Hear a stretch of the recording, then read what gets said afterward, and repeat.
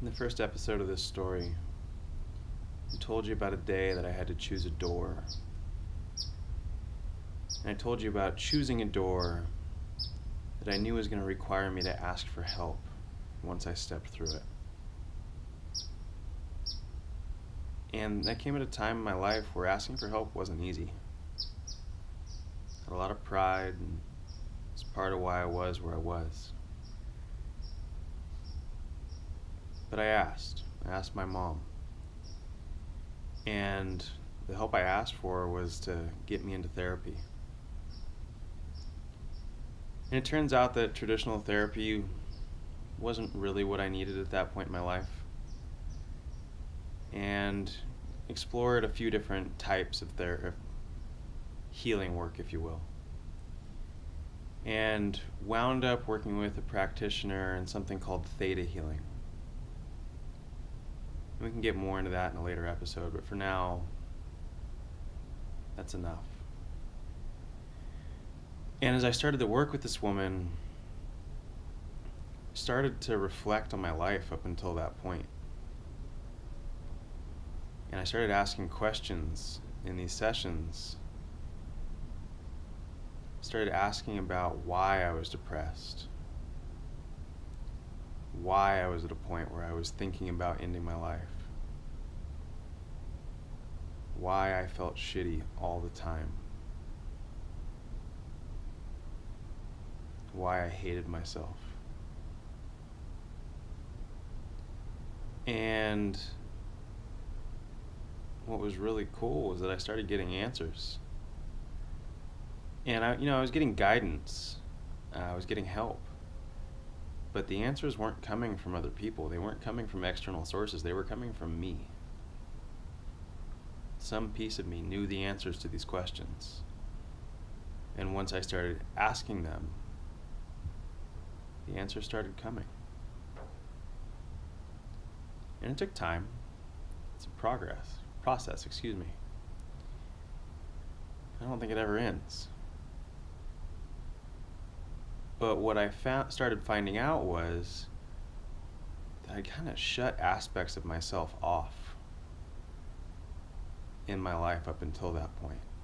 And the point that we're talking about here is somewhere about right between 19 and 20. And I started going back through my life and looking at these times where I shut pieces of myself off. And the piece I want to talk about today was a moment that happened when I was fairly young, 8 or 9 years old, just a child. And I can remember playing baseball at a local baseball field, just recreationally. We're just a couple of guys out having fun. And I don't remember the exact circumstances of what happened. But something happened, and it bummed me out. And I said as much through emotional words. And I may have started crying. I don't remember exactly what happened. It's a little bit blurry. What's not blurry was one of my close friends at the time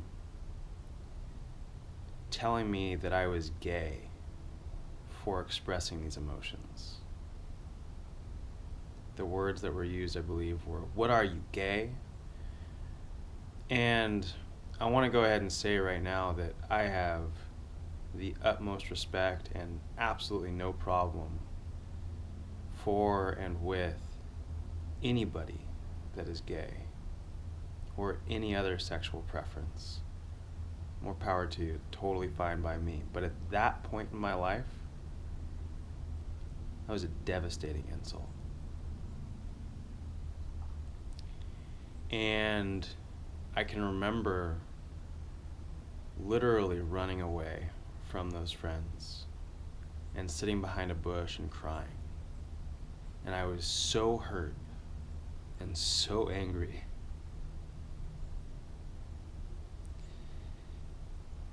And on that day, I shut a piece of myself off. A piece of me that expressed itself through emotion was told, and this is me telling it to myself, the friend is an outside source that didn't help, but me at that tender young age, impressionable, being close to this individual,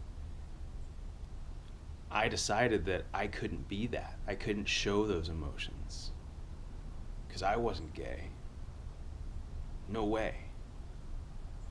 I was too macho. 8 or 9 years old, right? And so from that day forward, I suppressed that kind of emotion. There was no more of this, like, let's talk and, like, tell you how I'm feeling. It was just, you say something I don't like, I'm just gonna get mad. And that was the only emotion that I was allowed to have anymore. Anger. At least with men. And the problem with that is, well, there's many problems with that, but one of the major ones that I was dealing with at this stage in my life when I'm doing this work, that 19-year-old self, is that I'm a man. So I don't get to have that conversation with myself. That internal dialogue got shut off too. And I'm a very compassionate, empathic person. I experience things through feeling. And so by shutting that off, I essentially shut down a huge portion of the way that I see the world. And the world lost some of its color. I lost a ton of my joy. And every time that I had to suppress those emotions, and I did many, many times, that piece of myself died a little bit more and a little bit more. And culminating with other factors, which we'll go over in later talks, that suppression of emotions, that inability to express myself, led me to a place where I was ready to jump from a cliff. Just because I didn't feel like I could talk about things. Didn't feel like I could honestly express myself. And I know that I'm not the only one out there who has experienced that, and there's probably many people out there who are currently experiencing this in their own way. Their story is not going to be mine, just as my story is not theirs. But I want to share this with any of you watching this, because I want to live in a world where men can talk about their emotions honestly and openly. Because in that world, I matter more, and so do you. That's a world that I believe in. And I know that we can create it, and I think it's in the process of being created right now. So I hope you'll join me in this conversation. And if this resonates with you, please hit the like button, hit the subscribe button, hit the share button. Let's keep the conversation going. This needs to happen.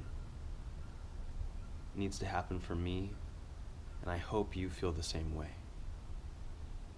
Thanks for watching. There's more coming soon.